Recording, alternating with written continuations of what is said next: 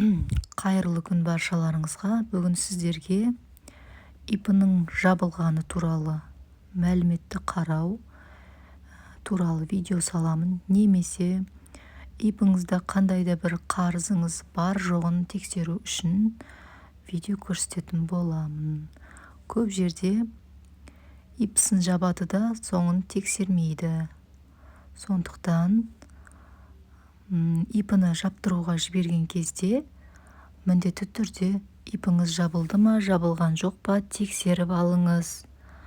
Себебі соңында өзіңіз 2 рет шығындалатын боласыз. Бір жапқан ИП-ны екінші рет тағы да жауып жаптыру үшін тағы да шығындаласыз. Сондықтан ИП-іңізді жабылған жабылмаған өзіңіз өз қолыңызбен тексеріп алыңыз. Google-ға, барлықтарыңызда Google бар.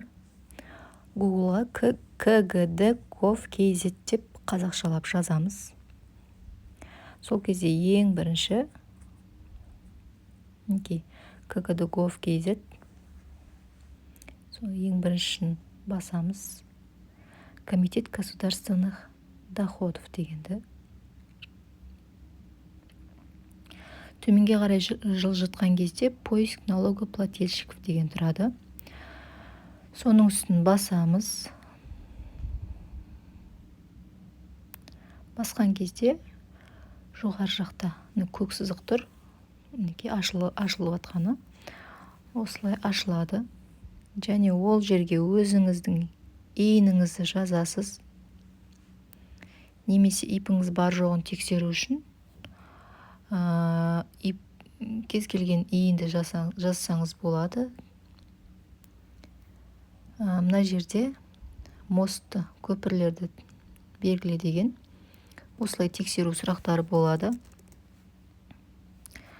Тексеру сұрақтарын өткеннен кейін сіздің атыңызда ИП тіркелген ба, жоқ па, немесе жабылған ба, жабылмаған ба қарауыңызға болады. Егер ИП-іңіз жабылған болса, мына жерде дата снятия с учета дегенде сол жерде сіздің жабылған күні тұрады. Енді ИП-іңізде қарыз бар жоғын қарау үшін мына жерде сведение об отсутствии налоговой задолженности деген тұр. Соның үстін басамыз да, оған да иін жазамыз.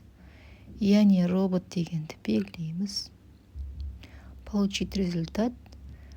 Мінекей мұнда қарыз жоқ. Яғни барлығы 0 теңге деп тұр. Егер қарызыңыз бар болса, оны Каспий арқылы налоговыймен төлесеңіз болады. Маған тіркеліп лайк басып кетіңіз.